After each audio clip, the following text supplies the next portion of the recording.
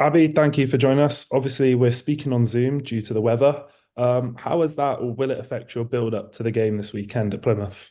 Yeah, it does have a little bit of effect. We're just doing things slightly different. We're going to train tomorrow night instead, just to give everybody that reassurance and player safety around travel.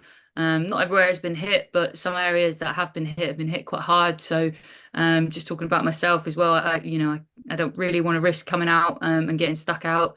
And obviously, with the times that we train so late at night, it's the temperature's going to drop again and freeze over. So. As much as they'll all be chomping at the bit and a bit of cold weather doesn't put them off, it's the player safety element that I've got to take into consideration. So we'll train tomorrow when the sun's shining, and yeah, get just as good a session in as we normally do.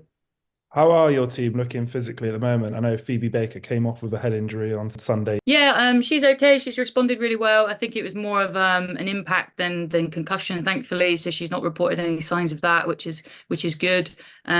Georgie's back to training as well, so that's another plus for us. So yeah, we're looking better than we were a couple of weeks ago with one or two just turning the corner in some of their sort of their return to plays and the sort of ramp protocols that we take. So that's always promising. And then obviously with the Christmas period coming and a nice bit of rest time around that, it'll be good for the girls to fully reset and come back looking stronger than ever, ready for the games after Christmas.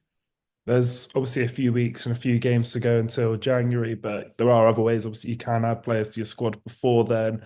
Are you still looking to add a few players in? Yeah, definitely. We're always looking. We know that I keep saying it every week. I must sound like a bit of a broken record, but we know that we've got a small squad. We know that it's really difficult to try and recruit players in and around this area because of the location and if you're not playing for us, you're probably playing for Argyle. And if you're not in one of those two, then you're probably just on the outskirts and wondering whether or not to take a gamble and come to one of those clubs. So yeah, we're always looking. We have looked further afield, and we're hoping to add some additions in January that, we're just making sure we're dotting the I's and crossing the T's on a few bits of paperwork behind the scenes. So hopefully have some news for you in regards to players coming in sort of Christmas time. On to this weekend's game. Obviously, it's the second Devon Derby of the season. How much can you draw on that game back at home park in October? Yeah, I think you can take a lot away from it, really. I think, we know we've played at the occasion now, we've played at the ground. It's not going to be new for us. We know what games we tend to have against Argyle. They're normally close competitive games.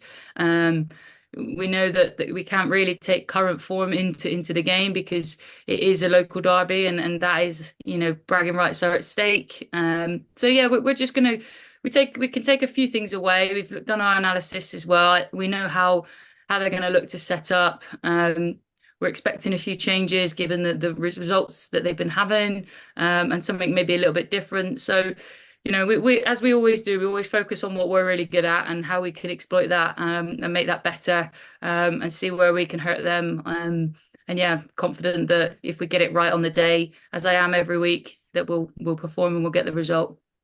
Like you said, they have changed maybe a little bit since their last performance against us. That's 3 wins out of 4 for them in their last few games and 12 goals scored. Is that something you've got to then take into account in the weekend's game? Of course, you've got to respect your opponent, whoever you're playing.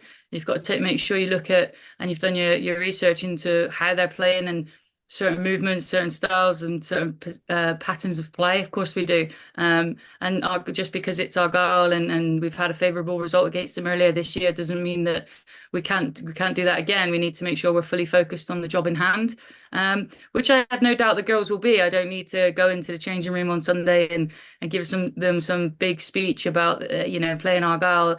The surroundings and the settings and who we are will come out and the characters will stand up and ensure that we execute whatever game plan we put in front of them. This game obviously has a little bit more riding on it being an FA Cup fixture too, where there has to be a winner on the day. Yeah, absolutely. I think that's the exciting part. I think, notoriously this game has had goals in before, so let's ensure that that continues again, certainly for us, and make sure that we get the job done in 90 minutes. I don't think either team would really want it to go to extra time or penalties as it does. So yeah, we're looking to make sure that we get the game done inside the 90. And of course, we'll be backed again by our own corner of red and white in home park. Yeah, of course. The fans, whether or not it's home or away, they travel in numbers. Delighted to see them at MK Dons on Sunday. The handful that came up, because that was a hell of a journey to be coming up to. So yeah, really pleased that they were able to join us. And hopefully they'll pack out their away end again, and we can have similar scenes of celebrating in front of them come the final whistle.